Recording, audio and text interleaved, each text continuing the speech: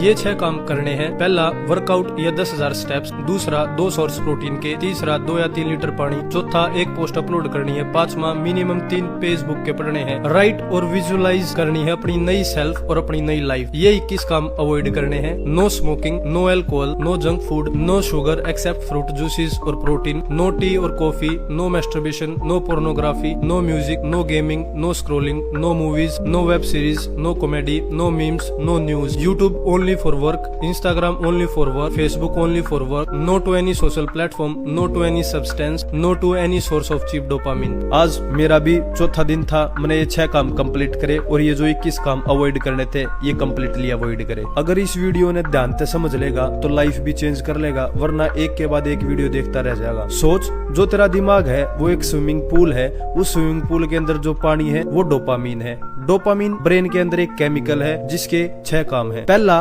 किसी चीज के बारे में बढ़िया फील कराना। दूसरा, काम करने की इच्छा जगाना जिसे ना मोटिवेशन बोला करा। तीसरा, फोकस बनाए रखना। चौथा, कोई गोल बना के उस गोल के पीछे भगाना। पांचवा, नई हैबिट बनाने में हमारी हेल्प करना। छठा, नई चीज सीखने में सपोर्ट करना, क्योंकि जब हम नई चीज सीखा करा तो ब्रेन डोपामीन केमिकल रिलीज करा करा ताकि हम उस काम ने बार बार करा। कौन से काम ने? नई चीज सीखने के ने। उस पूल के अंदर जो पानी का लेवल है उसने डोपामीन बेसलाइन बोला करे। हर एक आदमी की एक डोपामीन बेसलाइन है। या डोपामीन बेसलाइन डिसाइड करा करे कि तू लाइफ में कितना मोटिवेटेड है, तू कितनी किस काम में एनर्जी लगा पावे है, तू कितना फोकस कर सके है, तू कितनी आसानी से लाइफ में छोटी छोटी चीजें इंजॉय करने लग रहा है। आज के टाइम इस डोपामीन केमिकल ने कम टाइम के अंदर बहुत ज्यादा अमाउंट में रिलीज करने के अलग अलग सोर्सेज हैं जिनकी हमारे आदत पड़ रही है। जिस तरीके से smoking, alcohol, scrolling, masturbation, pornography और जो भी ये काम ने अवॉइड करने खातर दे रहा है कि ये चीज किसी तक ज्यादा अमाउंट में डोपामीन रिलीज हो, किसी तक कम। जब हम इन मत कोई एक्टिविटी करा हाँ तो उस पूल के अंदर जो पानी है उसमें एकदम तक बहुत स्पीड से